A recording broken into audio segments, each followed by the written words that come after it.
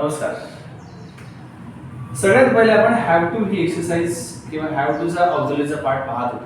त्याच्यामध्ये आपण have to आणि हॅज टू हे वर्तमान काळासाठी लागणाऱ्या दोन्ही फॉर्मेशन अफर्मेटिव्ह निगेटिव्ह क्वेश्चनच्या माध्यमातून पाहिले आहेत.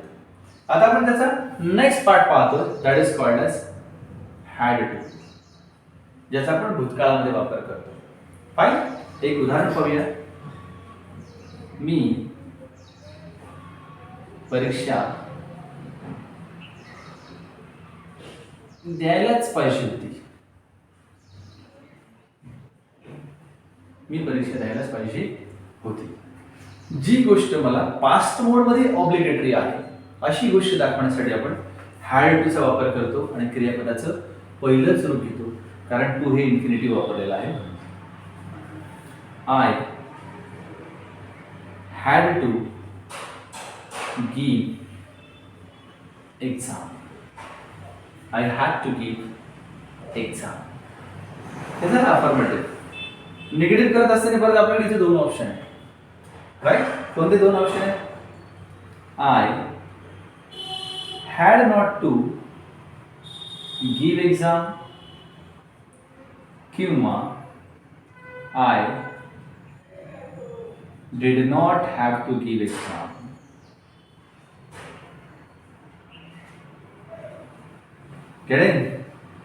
तिथे वर्तमान काळामध्ये आपण हॅज टू आणि डज नॉट हॅव टू वगैरे वापरायचो. आता इथे मात्र डीड वापरले, कारण पास्ट टेन्सचा भाग आहे म्हणून. इंट्रोगेटिव्ह करत असताना had I to give exam किंवा ऑर मध्ये did I have to give exam अशा पद्धतीने वाक्य केलं तरीही चालतं, काही प्रॉब्लेम नाही. राईट? आय होप की तुम्हाला हा हॅड टूचा पार्ट व्यवस्थित पद्धतीने कळाला असेल. प्रॅक्टिसेस केल्याशिवाय कुठलीच गोष्टी येणार नाही, परंतु फक्त रायटिंग प्रॅक्टिसेसवर कॉन्सन्ट्रेट न करता याला कम्युनिकेशन करत असताना वापरायला लागा, म्हणजे तुम्हाला खरी युटिलिटी करता येईल आणि तुम्हाला कम्युनिकेशन खूप चांगल्या पद्धतीने करता येईल. मी तुम्हाला ऑलरेडी सांगितलं होतं की ऑक्झिलरीचा वापर हा खूप मोठ्या प्रमाणामध्ये कम्युनिकेट करताना करतो आपण. Even though we can say that 60% आपण ऑक्झिलरीचा वापर करतो कम्युनिकेट करताना. मग कम्युनिकेशन सोपं करण्यासाठीचा पार्ट कुठला असेल तर तो ऑक्झिलरीचा आहे. म्हणून ऑक्झिलरीची सिरीज ही व्यवस्थित पद्धतीने समजून घ्या. राईट? याचा पुढचा पार्ट मी तुम्हाला इमिजिएट याच व्हिडिओमध्ये सांगतोय, कारण तो शेवटचा पार्ट आहे, that is called as will have to. यातलं काही राहिलं असेल, अंडरस्टँड झालं नसेल तर परत रिव्ह्यूज फॉरवर्ड करा आणि कंटिन्यू करा. Fine. Right. Now will just go with will have to. याच्यामध्येच आपण विल हॅव टू चा पार्ट पण पाहूया.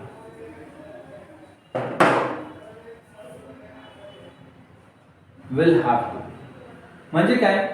भविष्य काळामध्ये एखादी क्रिया बंधनकारक आहे असं जर मला सांगायचं असेल तर आपण विल हॅव टू चा वापर करतो. बघा, मला परीक्षा द्यावीच लागेल.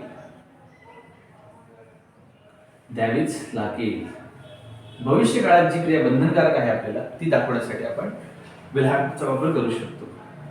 याच्यामध्ये जो नियम आपण सिंपल फ्युचरचा करत असताना किंवा फ्युचर टेन्स मध्ये वापरायचो तोच लक्षात ठेवायचा. आय आणि वुईचं प्रश्नार्थी वाक्य आलं तर आपल्याला शाल वापरायचं, बाकी सगळ्या ठिकाणी विल चा वापर करायचा. The rule will be continue. Fine. Yes. बघा, आय